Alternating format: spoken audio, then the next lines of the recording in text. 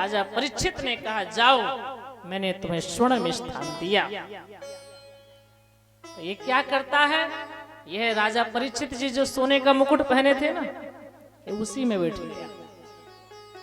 क्योंकि ये मुकुट किसका था?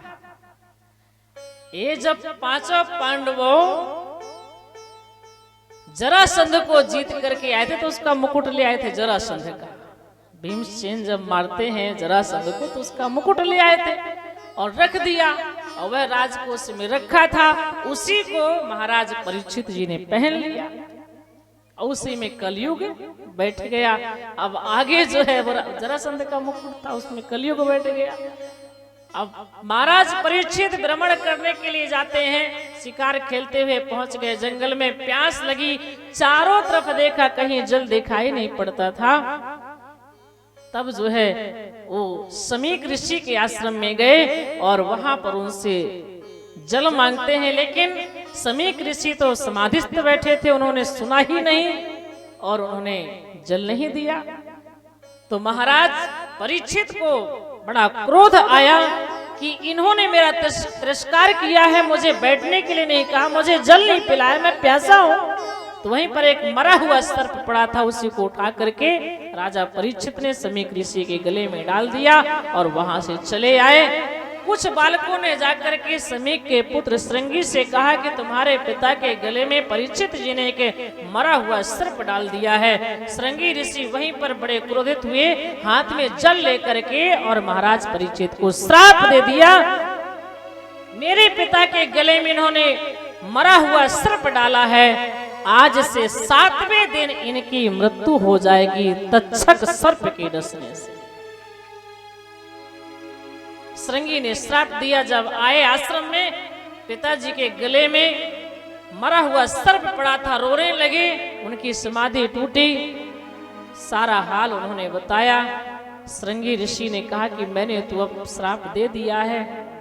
समीक ऋषि बड़ा नाराज हुए, तुमने गलत किया है, वो धर्मात्मा राजा हैं, उन्हीं के राज्य में तो हम सब सुरक्षित हैं। ऐसे धर्मात्मा राजा जो भगवान के स्वरूप हैं, उनको तुमने श्राप देकर के अच्छा नहीं किया। अगर उनकी मृत्यु हो जाएगी तो यह धरती जो है, यह धरती में तो कलयुग का साम्राज्य हो जाएगा, अनाचार दुराचार होने लगेगा। लेकिन अब श्राप तो दे ही चुकी है, अब क्या करें? समीक ऋषि ने अपने शिष्य को भेजा और कहा जाकर के तुम महाराज को बता दो कि आज से 7वें दिन उन्हें तक्षक सर्प डसेगा, उनकी मृत्यु हो जाएगी, इसलिए 7 दिन में जो बन सके उनसे सत्कर्म कर लें, अपने मोक्ष का उपाय कर लें, कुछ जो है भगवान के कार्यों में अपना जीवन व्यतीत करें, मोक्ष को प्राप्त करें। यहाँ जब महाराज परीक्षित आए, जैसे उन्होंने मुकुट उतारा, वैसे उन्हें ज्ञान हो गया कि मैंने बहुत बड़ा अपराध कर दिया है, मैंने एक संत का अपराध किया है, मुझे तो क्षमा नहीं करना चाहिए, संत महात्मा मुझे दंड दें। और जब पता चला कि तुम्हें आज से 7वें दिन तक्षक सर्प डसेगा, मृत्यु होगी, महाराज परीक्षित प्रसन्न हो गए। लेकिन दुख इस बात का है कि भी मुझे 7 दिन और रहना है, मैंने ऐसा अपराध किया है, उस अपराध का दंड तो मुझे ऐसा मिलना चाहिए था कि मैं अभी मर जाऊं, अभी मुझे मृत्यु आ जाए, लेकिन फिर भी नहीं, 7 दिन मुझे रहना है, मेरा अपराध बहुत बड़ा है, मुझे दंड बहुत छोटा मिल रहा है।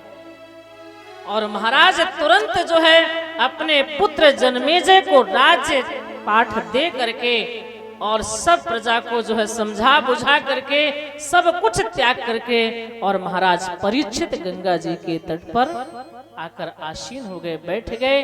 बड़े बड़े सिद्ध महात्मा मुनि आए और राजा परीक्षित जी ने कहा मुझे कुछ नहीं चाहिए, अब तो केवल मुझे भगवान का साक्षात्कार, भगवान का ध्यान करना है, भगवान की कथा आप लोग मुझे सुनाएं ताकि मेरा उद्धार हो, मुझे कुछ नहीं चाहिए।